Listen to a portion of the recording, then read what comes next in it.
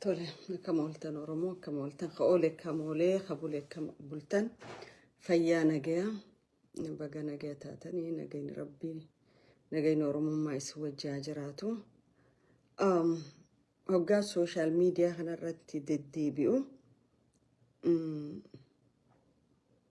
دوغا كنما بيان باجروتي هذا الماني نما فول تايم دلقو نما وجدت hojjetu jechuudha garuu wanni tokkichiniin godhuu danda'u laata ummata oromoodha kan duguuggan shanyii dhooysa irra gaggeeffamu jirtu kana nama tokkollee taatu yoon gurra naqe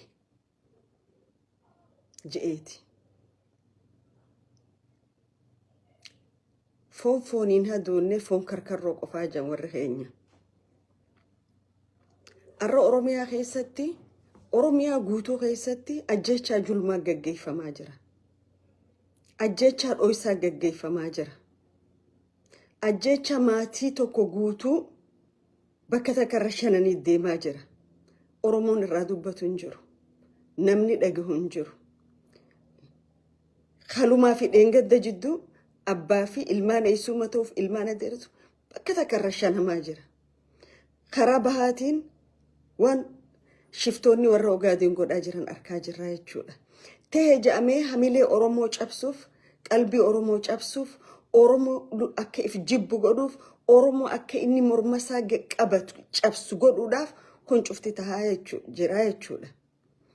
Maatii tokko keessaa dhaloota dargaggoota silaa boru fuudhee ilmaan horu shanja maatii guutuu bakka takka fixu jechuun duguuga shanyiitirraa garaagarummaan qabdu. Hortee mana tokko guutuu fixuun duguuga shanyiitirraa garaagarummaan qabdu. Garuu warri mindeeffamtanii ganamaa galgala yakka mootummaa kana dhooysitanii mootummaa kana faarsitan mootummaan kun ni dabra. Hidda mootummaa kana faarsitan badii isaan godhu jiran duguuga shanyii keessaan Oromoo irra gaggeessu jiran kana irraa dhaabaayii silaayettaniini rabbi birattillee nama birattillee kabajaa qabdu jechuudha. Garuu garaa keessan guuttannaan qarshii 100 kiishatti isinii galchinaan sabni Oromoo duguugame dhimman qabdanii jechuudha. Sanuu mootummaan kun jabaa namni jijjiiru hin jiru impossible jettan. Everything is possible. Everything is possible. Yeroo dhafuudha mali everything is possible. Impossible wanni jedhan hin jiru addunyaa tanarra. Okay. Wayyaane ama meeqa akkasii ummata Oromoo anni gooteehu Oromoon firraa kaafte. Okay. Akka waan it is just dargaggeessi keessaafuu joolleen umrii teessanii duguuggan shanyii gaggeeffamaa jiru. Hoggaa gabbaatanii afaan haqattanii kas jettan xiqqoo isin dhagahamu. Isin warra biyya gurguratu warra haadha abbaa keessan gurguratu jechuudha. Okay. Ani biyya waa takka kattira sodaachiftaniin qabdan. Okay, lukkuu takka lukkuu indaaqoo takka hin qabu kanarraa fuutanii kanan gooneettan. Wanni isin godhu jirtan nama isin dura dhaabbatu biyya alaa kana qabeenya kee firiis goonaa yookaan dafii gabbee dhiifaman gaafadhu jettaniin. Thanks to God. An Oromiyaa guutuutu tiyya. Guutummaa Oromiyaatiif hin dubbadha, guutummaa ilmaan Oromootiif hin dubbadha. Nama fuula hanga waslaa biddeenaatiin gurguramuu sii miti. Garuu ajjechaan ilmaan Oromoo akkanatti irra deemaa jirtu guyyaan isiin nu marartu nu dhufaa jechuudha. 2018 warruma jala deemtanii kophee fi shaanxaa fuutanii fi jala yaa turtan irra deebitanii arrabsitanii qaanfattanii xiqqollee siyaasaan hafuura qilleensa hojii deemti. Mootummaan haga dhumaa mootummaa rabbii qofa. Mootummaan namaa ni jiga kabiraatiin dhufa. Waan jettan silaa baalaansii godhattanii gaariidha. Okay. You know, this is what it is. Biyya social media dhaan gaggeeffamtu YouTuberootaan gaggeeffamtu biyya saniin arge. Dargaggeessi biyyaaf dhaabbata ummata isaatiif dubbata. Dargaggeessa ganamaa galgala gabbahee individual nama tokko faarsaa hammam takka akka dargaggoo raksha taatan hagam takka akka generation raksha taatan isin garsiisaa jechuudha.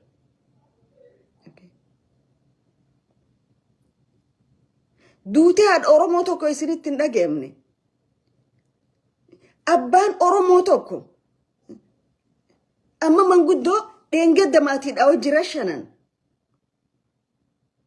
Abbaa Ayyaantuu Baalchaa akkasii yoo isin hin gubne maaltuutu isin guba maaltuutu isin hadocha. Isa dirree dhawaa keessatti isin ajjeesa hadooddiin qabdan Ogaadeen daangaa Oromoo seentee haga kunoo qumbii dhuftee isin ajjeefte hadooddiin qabdan. Shiftoonni milishiyaan kun ganamaa galgala gabbuusee dargaggoota kana rashana hadooddiin qabdan.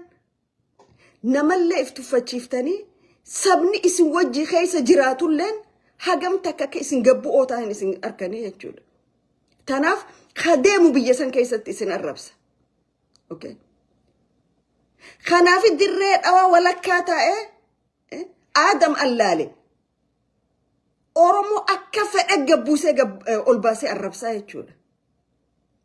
Maaliif nama isaatiif vaaliyuu qabu, nama isaatiif kabajaa qabu, namni biraatillee kabajaa qabaaf jechuudha. Gaafa ijoolleen Aadam Allaale intala Oromoo dirree dhawaa keessa intala ulfa qabdu galakkuu isin biratti ajjeefte kofaltanii ichi garagaltan. Akka isin gatiin qabne isin arke jechuudha. Fooniin hadoonne akka ta'e isin arke jechuudha.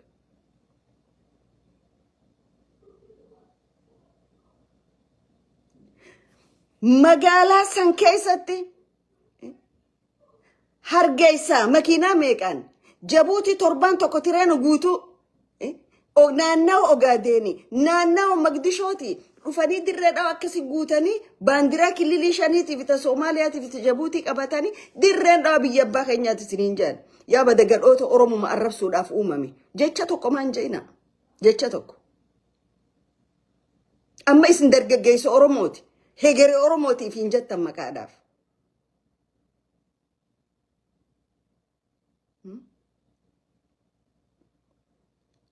Gaafa isaan fidanii heera isaanii heera fasaadaa haga hadamaan lafa teenya jedhanii heera san fidanii dhagaa bu'uuraachi keessaniif jechuudha. Vaaluu biyyaan beektan, hiika biyyaan beektan, dargaggeessa jechuun silaa dargaggeessa jechuun gaachana biyya tokko jechuudha. Dargaggeessa jechuun danqaraa biyya fi jechuudha. Dargaggeessa jechuun nama haadha Oromoorraa diina ittisuudha. Abbaa Oromoorraa diina ittisuudha. Garuu har'a isiniitu haadha Oromootiif abbaa Oromoo diina ta'e jechuudha.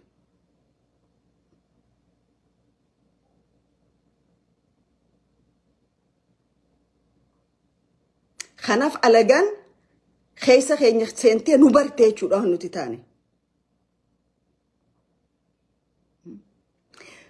Arra dirree dhawaa keessatti Oromoon tokko gabbee handura isa magaalaa dirree dhawaa keessaa hin haasaa wajee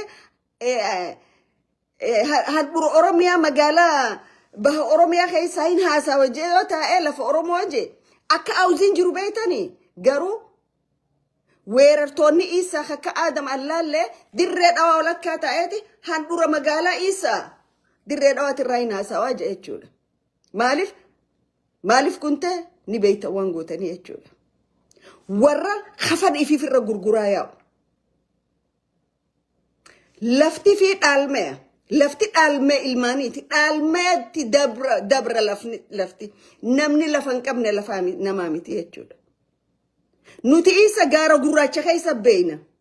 Karaan ani itti dhaladhe ona daangaarraa gammoojjii daangaarraa gaara keessa beeyna nuti.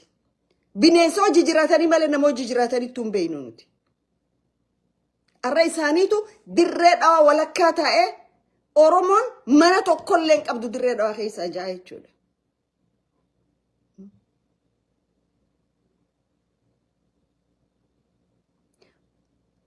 Ammallee haalli dirree dhawaa keessatti ibiddi qabachuu deemu qabsiisuu deeman Oromoo ijji halaala waan agarre tamutaaniif keessaa fuudhanii itti Oromoon. Ijji gaara duubatti nagarre. Ijaa gaara duuba harka odoon ta'in waan deemu jiru hin beeytu taanaan guyyaa adii kabahari guuramee dhumusii jechuudha.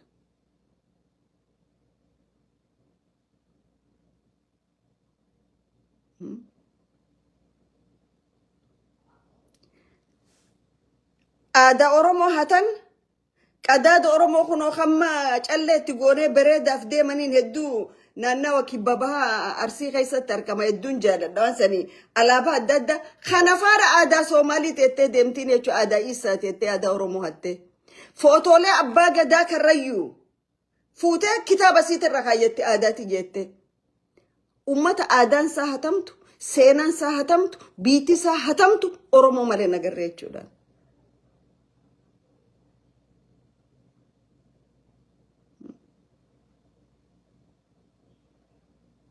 أمني أرد الردوة خيستي أرق جئد الردوة لفئيساتي جوتون جبوتي خيسة دابتني جبوتي لفئيساتي چوندن دين because جبوتي بيا سبا سديهيتي سومالي أفر عرب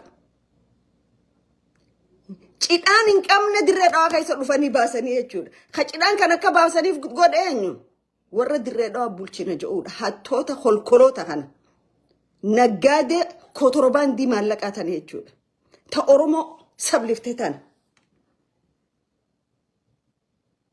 سبني في مالك أن نجيرامو إنيوم ما في خورين نجيرامو إنيوم ما في تيرو هندا I'm so proud to be أورمو توقي ياف إتيمبونا I'm from Oromia عرفوا تانيتي حاجة إسان إلى إلى هدامان تانية جندير ريدا خيستاني because بولشيتوتا خانا 1 مليون أن أفان تشوفانيف تاكان سيوتو بنجتو يجود أكنا لغا أورمو وكامستي تيسين جتود واني دير ريدا واخون يو فرماتان أركاني أكا أرزا إلان كيسي جرتو خان كيسينو ديمتي يجود akka arra ibiddi warri gaara galu kun warri kisaaba fasaadaatiin deemu kun seera rabbii hojii waliin nama buusu wajjin deemu kun ibiddi isaan deemaniin tokko kadirree dhawaatii qophaawe kan ka zeeyilaaf qophaawe jechuudha. Zeeyilaan arra maal keessa jira naanna'uun isaan dirree dhawaa arra Oromoo maayinoritiidha maajoritiin nuyi amata dabre khana warra khana meeqa ala galchitanii achi qubsiiftan Oromoo minority godhuudhaaf kondominiyeemii meeqa hadditanii meeqa gurgurtaniif kondominiyeemii jaarame meeqa warra paaspoortii Jabuutii qabuuf gurgurtan dirree dhawaa keessatti hattoota Oromoo dhaabbatan lafa siitii fi ummata sii gurgurtanii jechuudha seenaa jalaan baatan namni biyya fiitiin jaalatu namni eenyummaa isaa kabaju akka dargaggoota gadabursii kanatti lakki magaalaan tun teetii miti teenya heerri ati asii godhatte UNESCO geeffattu hin jirtu UNESCO silas biyya namaa kanna hin jiru wanni akkasii baawundari daangaatu jira jechuudha addunyaadhaaf beekamu okay Mustafa Agjarii fi Adam Farah ummata baha Oromiyaatiif summi guddo kirminaalota gurgudda genocideroota jechuudha ummata baha biiftuutiif Mustafa Agjar Ogaden kilili bulchu jaalateeti akkasitti asabootii fi naannoo mi'eessootii fi dirree dhawaa jidduu fiigu waan amma dirree dhawaatti boombii awwaalamte tana mata durummaan ka hogganaa ture isaa miti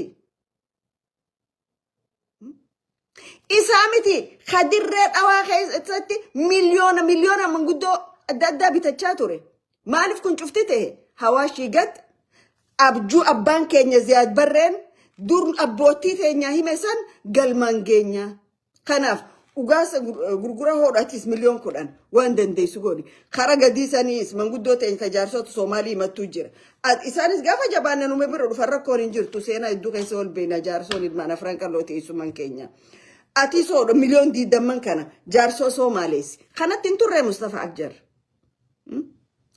garuu wanni guddaan dirree dhawaa nuufi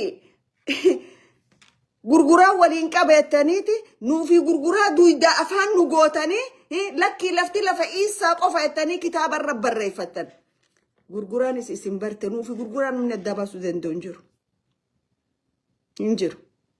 Shirri keessan isaan qabatanii waan feetan gootanii achi booda isaan eliminate godhuudha miti horitti hin dhiifnu jechuudha. Kanaaf haga warri kun warri ka Adam Allaallee jedhan kun dirree dhawaa keessa jiran dirreen dhawaa nagaan argattu. Kajoollee Oromoo jajjabduu jala deemee qabsiisaa oolu isa ka Oromoo arrabsaa oolu isa magaalaa san keessatti gurbaa dayyuusa durriyyee Kanadaarraa dhaqee achitti arrabsallee ka jecha san jeen isaa fi hogganoota isaaniiti jechuudha. So wanni kun wanni dirree dhawaa yoo sirnaa fi seeratti hin deebine balaan dirree dhawaa keessa bu'u teessu xiqqoon taatu. Balaan eega buute yoo isaan mana isaanii cufa keessaa hidhannoo qaban. Mana isaanii cufa keessaa hidhannoo qaban. Tokko mana isaanii daqiiqaa fattishaa. Ati garuu harka qullaadha jirta. Waa takka hin qabdu jechuudha.